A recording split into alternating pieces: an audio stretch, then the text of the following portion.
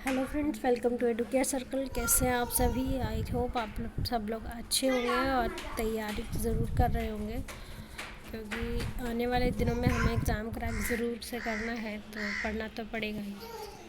पहला क्वेश्चन है हमारा, सामाजिक आर्थिक रूप से वंचित पृष्ठभूमि से आने वाले बच्चे को कक्षा के माहौल की आवश्यकता होती है।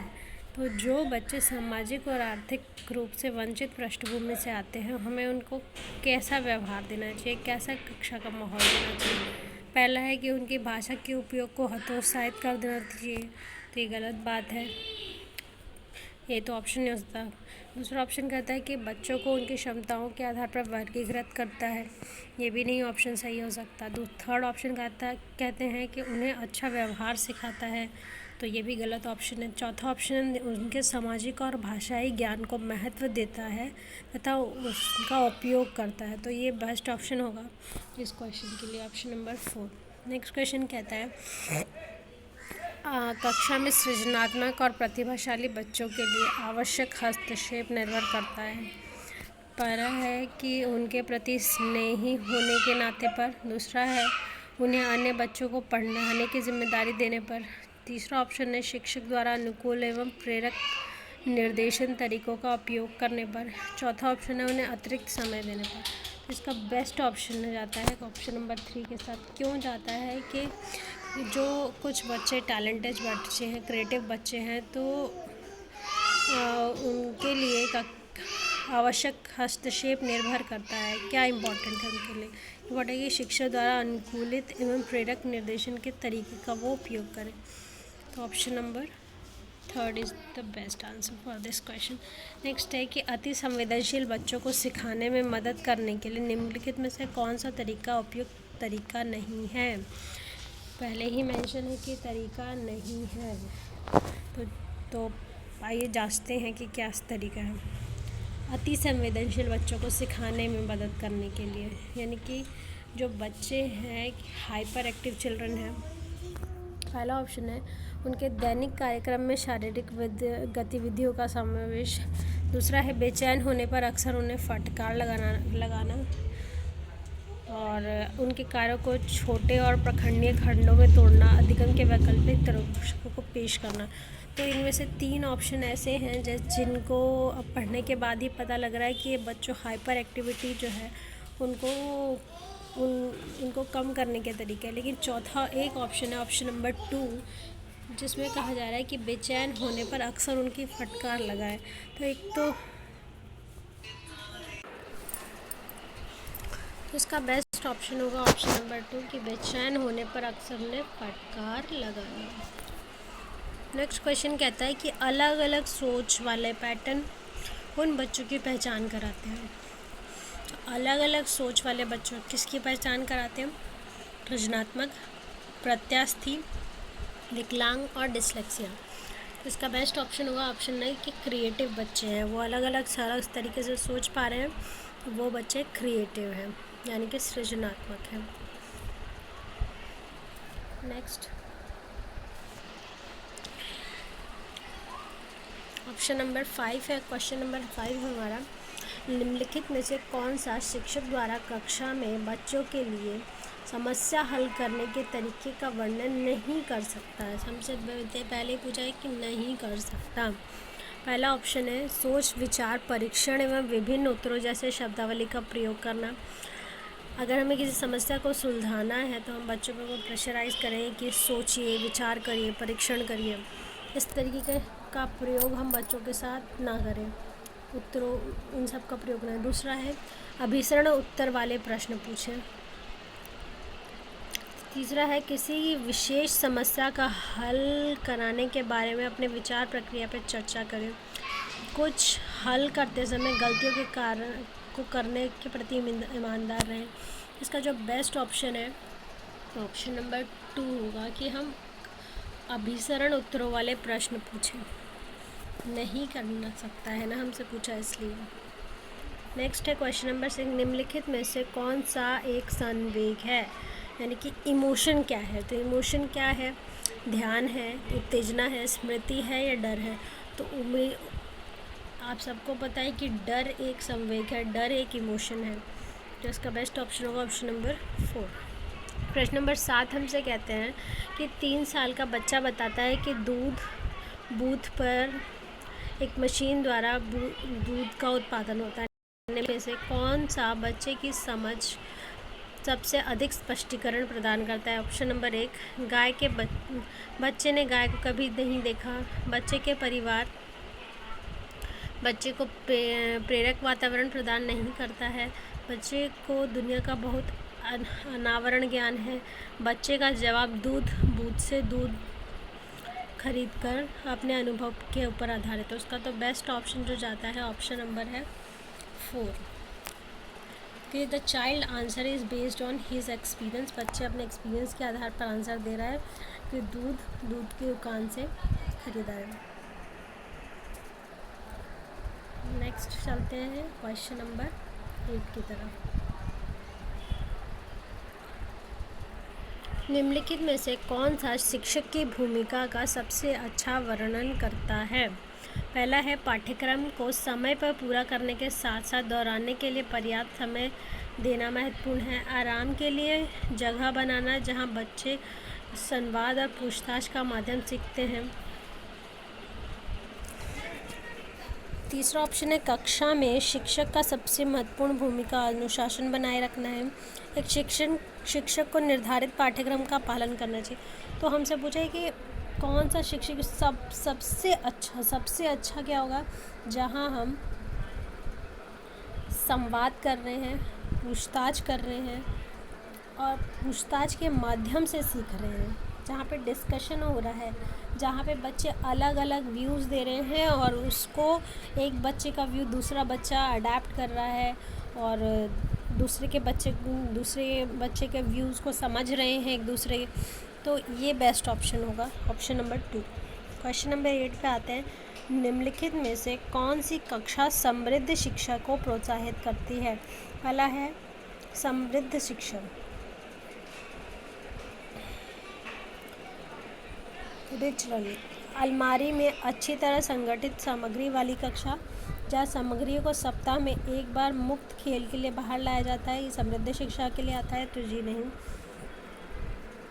नेक्स्ट ऑप्शन है, पाठ्य पुस्तक सामग्री द्वारा संरचित और योजनाबद्ध अधिगम वाली कक्षा। तीसरा है, वह कक्षा जिसमें प्रदर्शित विभिन्न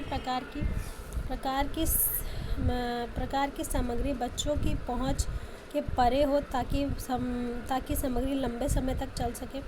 ये भी ऑप्शन गलत है। ऑप्शन नंबर 4 कहता है, वह कक्षा जिसमें खुली गतिविधि कोने हो और विभिन्न प्रकार के बाल साहित्य खुली ताक पे रखी हो जो दिन में किसी भी समय प्राप्त किया जाए। जहाँ पे बच्चों को लर्निंग के लिए ओपननेस दिया गया है कि वो कहीं भी जाएं, कहीं भी किसी भी समय जाएं और जो पढ़ना चाहते हैं वो पढ़ें। तो उस जगह पर वह कक्षा जो है वो समृद्ध शिक्षा जो है समृद्ध शिक्षा कहलाएगी। तो ऑप्शन नंबर 4 इसका बेस्ट आंसर है। प्रश्न नंबर 10 है कि निम्नलिखित में से कौन सी कक्षा में पाठ्य पुस्तकों की भूमिका का सबसे अच्छा वर्णन करता है?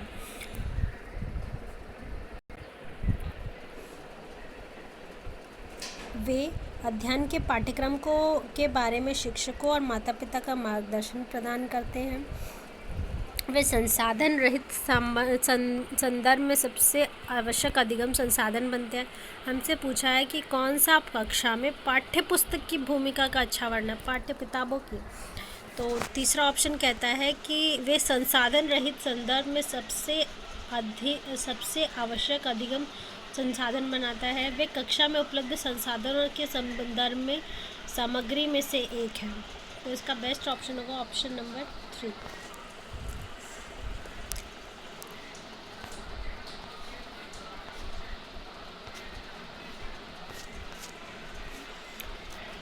तो नेक्स्ट क्वेश्चन नंबर 11 कहते हैं कि राष्ट्रीय पाठ्य चर्चा फ्रेमवर्क 2005 ने अपनी समझ डैश से प्राप्त की। पहला है रचनावाद, दूसरा है संज्ञानात्मक सिद्धांत, तीसरा है मानवतावाद या चौथा है व्यवहारवाद।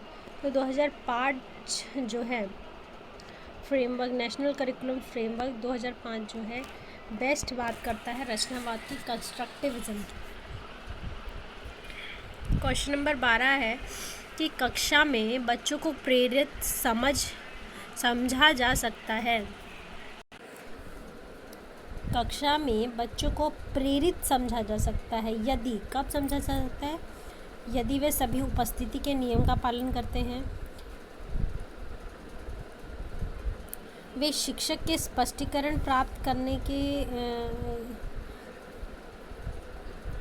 आधार पर प्रश्न पूछते हैं, वे अच्छी तरह से वर्दी पहन स्कूल में आते हैं, वे कक्षा में अनुशासन बनाए रखते हैं। तो इसका बेस्ट ऑप्शन है option number 2। If they asked question seeking clarification from the teacher. प्रश्न नंबर 13 है Which one of the following is the most suitable to improve children's learning? सबसे सुटेबल कौन सा ऑप्शन होगा जो बच्चों की लर्निंग को इम्प्रूव करता है? पहला है कक्षा में सभी प्रकार के शिक्षण सामग्री होनी चाहिए। दूसरा है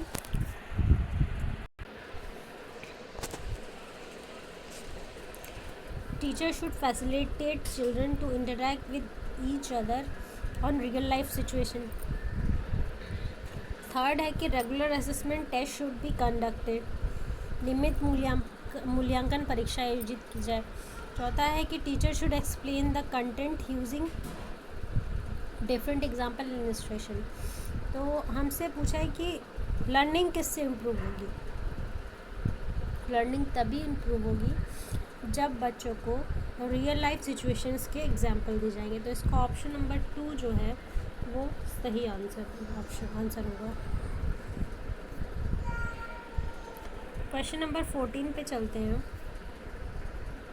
the discipline which has a significant role in learning environment is of the kind which help teacher give instruction, teacher wrote memorize their lesson, teach children to regulate and monitor their own learning, और fourth one is to create silence। तो इसका best option होगा children to regulate the monitor and their own learning। बच्चे जो है अपनी शिक्षा को खुद मॉनिटर करें।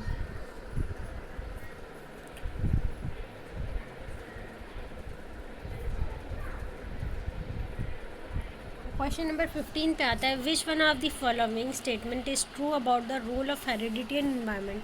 हेरिडिटी और एनवायरनमेंट का जो रोल है उस पे आधार पर कौन सा जो स्टेटमेंट है सही है? पहला, good care and nutritious diet can fight of any disorder a child is born with. अच्छी देखभाल और पौष्टिक आहार बच्चे के किसी भी जन्मजात विकार को दूर कर सकते हैं। बिल्कुल कर सकते हैं। नहीं कर सकते। कुछ ऐसे विकार हैं जिनको इन सब चीज़ों से नहीं क्योर किया जा सकता। सेकेंड है पर्यावरण केवल बच्चों की भाषाई विकास में महत्वपूर्ण भूमिका निभाता है। विकास के कुछ पहलू आनुवंशिक और अन्य पर्यावरण के से अधिक प्रभावित करता है। चौथा है सीखना और प्रदर्शन करने की एक बच्चे की क्षमता जीन द्वारा पूरी तरह से निर्धारित की जाती है। इसका तो बेस्ट ऑप्शन जो जाता है ऑप्शन नंबर 3 के साथ। क्योंकि हमसे पूछा गया है कि पर्यावरण और आनुवंशिकता की भूमिका क्या है, इसमें से कौन सा बेस्ट है? तो इसकी भूमिका पूछा है कि विकास के कुछ पहलू आनुवंशिकता और कुछ पर्यावरण से अधिक प्रभावित होते हैं। इसका बेस्ट ऑप्शन होगा ऑप्शन नंबर 3। क्वेश्चन नंबर 16 हमसे पूछते हैं निम्नलिखित में से कौन सा कथन पियाजे के सिद्धांत के अनुसार कहा नहीं जा सकता कि पियाजे की थ्योरी के हिसाब से गलत है। Learning takes place through constant practice, child act on their environment, development occur in a qualitative stage, children construct and use knowledge about their world. निरंतर अभ्यास से अधिगम होता है। इसका ऑप्शन नंबर 1 जो है ये गलत है। नहीं तो बाकी सब तो पियाजे के हिसाब से ही है कि बच्चा अपने पर्यावरण से सीखता है, पर्यावरण में क्रिया करके सीखता है। विकास जो है गुणात्मक चरणों में होता है। बच्चे अपनी दुनिया के बारे में ज्ञान का निर्माण का उपयोग करते हैं। तो जो हमसे पूछा गया है कि नहीं जा सकता, तो नहीं जा सकता तो ऑप्शन नंबर 1 निरंतर अभ्यास से अभिगम होता है, ये इसका बेस्ट आंसर होगा। अब क्वेश्चन नंबर 17 की तरफ से बढ़ते हैं। निम्नलिखित में से कौन सी पूर्व संक्रियात्मक विचार की एक सीमा नहीं है? प्री ऑपरेशनल स्टेज में पूछा है हमसे। तो पहला है कि प्री ऑपरेशनल स्टेज की सीमा नहीं है। पहला है कि ईगोसेंट्रिज्म, दूसरा है इरिवर्सिबिलिटी,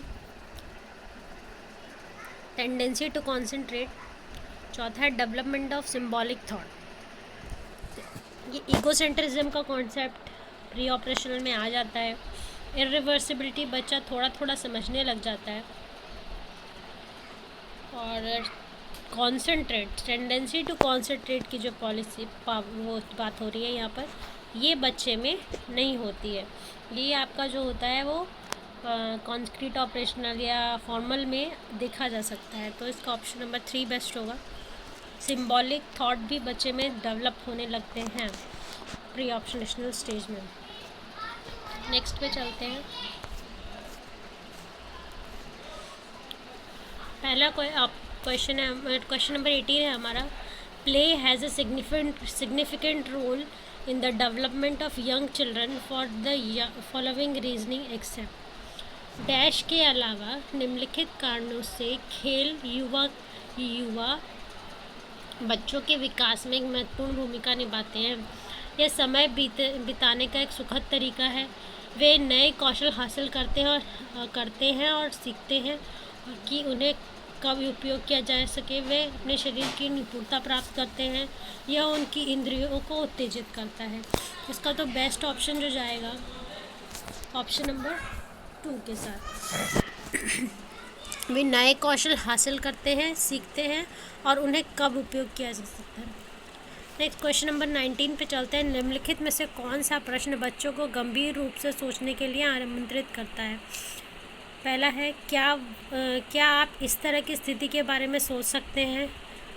विभिन्न तरीकों से हम इसे कैसे हासिल कर सकते हैं?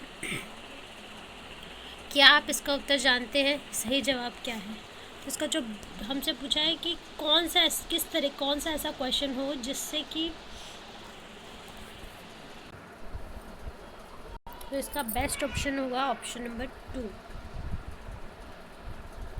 नेक्स्ट क्वेश्चन नंबर 20 की तरफ बढ़ते हैं।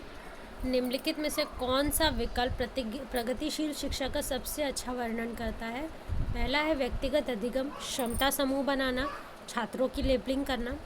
दूसरा है परियोजन विधि, क्षमता समूह बनाना, रैंकिंग।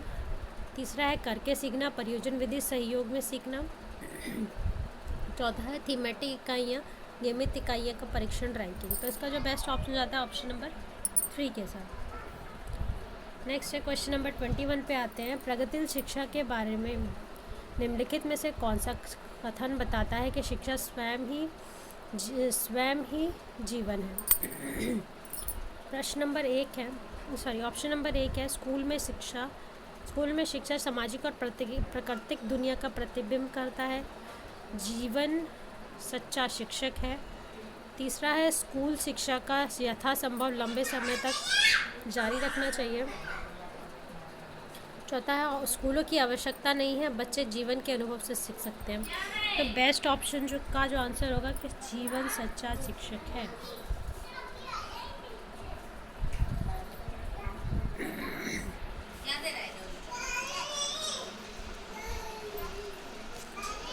क्वेश्चन नंबर 22 पे चलते हैं कि कोहलबर्ग के सिद्धांत के योगदान के रूप में निम्नलिखित में से किसे माना जा सकता है? कोहलबर्ग जो थे, कोहलबर्ग के सिद्धांत के योगदान के रूप में निम्नलिखित में से किसे माना जा सकता है? तो हम सबको पता है कि कोहलबर्ग जो है, कोहलबाग का जब नाम आता है तो उनका जो सिद्धांत है वो मॉरल रीजनिंग के ऊपर बेस्ड था। तो इसमें जिस ऑप्शन में भी मॉरल शब्द आता है वही ऑप्शन सही होगा। तो यह नैतिक तर्क और कार्रवाइयों के बीच एक स्पष्ट संबंध स्थापित करता है। दूसरा हमसे कहते हैं कि उनका विश्वास है कि बच्चे नैतिक दार्शनिक हैं। तीसरा है कि उनके सिद्धांत में संज्ञानात्मक परिपक्वता और नैतिक परिपक्वता के बीच एक संयोग समर्थन है। चौथा है इस सिद्धांत का विस्तृत परीक्षण सब प्रक्रिया है। इसका जो बेस्ट ऑप्शन जाता है ऑप्शन नंबर 1 के साथ, क्योंकि मैंने आपको बताया कि कोहलबर्ग जो है उन्होंने नैतिक तर्क और यानी कि मॉरल रीजनिंग के ऊपर बात की थी। तो नेक्स्ट क्वेश्चन पे बढ़ते हैं। क्वेश्चन नंबर 22, निकटवर्ती विकास की क्षेत्रीय संदर्भिता क्या है? Proximal zone of proximal development क्या है? पहला है एक संदर्भ को जिसमें बच्चे सहयोग के सही स्तर के साथ कोई कार्य लगभग स्वयं कर सकते हैं। दूसरा है यह सीखने का बिंदु है जब सहयोग वापस कर लिया जाता है। ये उस चरण को कहा जाता है जब अधिकतम विकास संभव हो। तो इसका बेस्ट ऑप्शन नंबर 3, ये वो चरण है जिसमें मैक्सिमम बच्चे का डेवलपमेंट होता है वह। चौथा है एन एंड्रोगेनस पर्सनालिटी, उभय लिंगिक व्यक्तित्व क्या है? पहला है वे दृढ़ और अहंकारी होने की आदत है। दूसरा है समाज में प्रचलित रूढ़िवादी लिंग भूमिकाओं का पालन करता है। तीसरा है स्त्री लक्षणों वाले पुरुष को संदर्भित करता है। आमतौर पर माने गए मर्दाना और स्त्री गुणों का समायोजन होता है। इसका बेस्ट ऑप्शन है ऑप्शन नंबर 4 कि वह बात ये एक बैलेंस है, has a balance of what are generally consider masculine and feminine trait.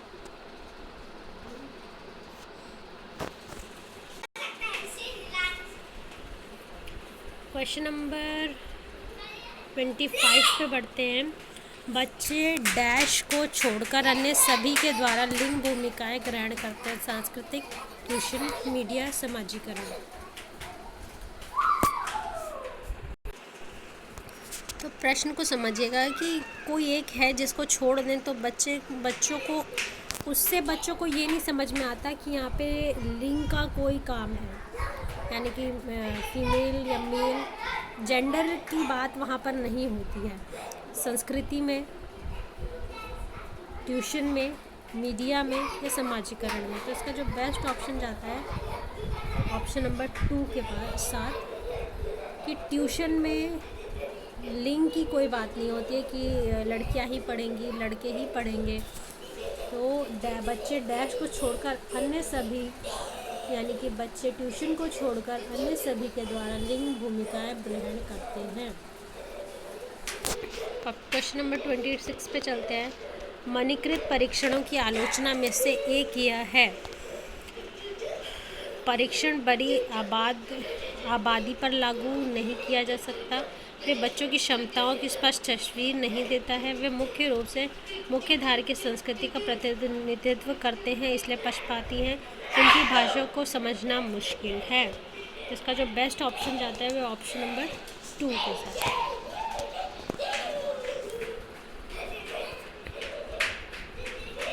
Next question number 27 पे जाते हैं। एकाधिक मल्टीपल इंटेलिजेंस के बारे में बात की गई है। क्या है? Paper pencil test are not helpful, intelligence can be multiplied with effective pedagogy, intelligence can be rapidly accelerate, intelligence can be several kind intelligence. तो इसका जो बेस्ट ऑप्शन जाएगा ऑप्शन नंबर 4। मल्टीपल इंटेलिजेंस की बात की है तो बुद्धि कई प्रकार की हो सकती है। क्वेश्चन नंबर 28 पे चलते हैं। 28 हमारा कहता है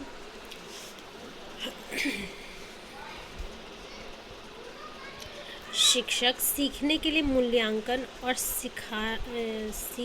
सीखने के लिए मूल्यांकन और सीखने के मूल्यांकन दोनों को उपयोग कर सकता है।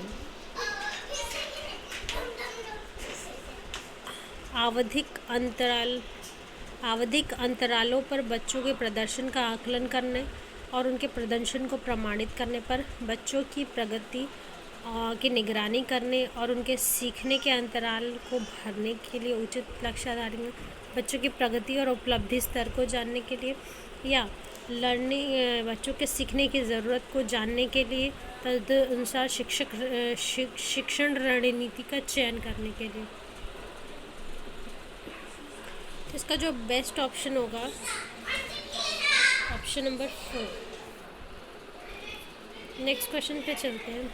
निम्नलिखित में से कौन सा सतत एवं व्यापक मूल्यांकन से संबंधित नहीं है हमसे पूछा गया है। ये विभिन्न शिक्षा क्षेत्रों में बच्चों की उपलब्धि पर केंद्रित है।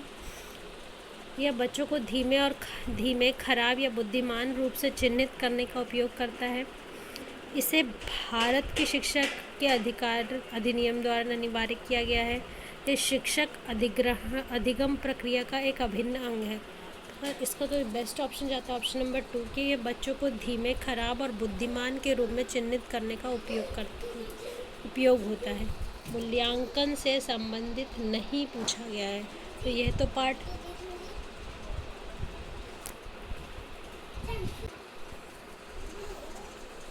क्वेश्चन नंबर 30 पे चलते हैं। बच्चों में प्रतिभाशीलता